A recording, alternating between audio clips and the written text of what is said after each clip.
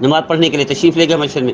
دل میں ارادہ کیا واپس آ کر اس کو 1 درہم دوں گا اس کو، تاکہ اس نے اپنا ٹائم دیا، وقت دیا، سواری کو پکڑا، سواری کا خیال رکھا، نماز میں مشغول ہو گئے. واپس تشریف لے، دیکھا تو سواری کا زین اور نہیں ہے جس پر بیٹھتے ہیں. آپ نے کسی بندے کو بھیجا جاؤ دیکھو وہ بچہ نوجوان کہاں گیا. جا کر دیکھا تو باہر مارکیٹ میں کھڑا ہوا ہے اور وہ بیچ رہا ہے، 1 درہم کی بیچ رہا ہے.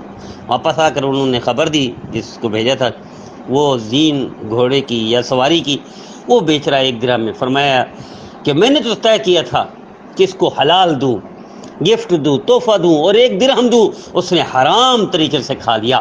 اگر یہ صبر کر لیتا تو حرام کی بجائے وہی حلال اس کو ملنا تھا، گفٹ اور تحفہ ملنا تھا. یہ پیغام ہے پوری امت کے، مسلمان کے لیے، کلمہ گو کے لیے، اللہ کے رسول کے نام لیوا کے لیے کہ خدا را بچ جائے حرام سے. نہ کھائیں حرام، نہ کھلائیں حرام.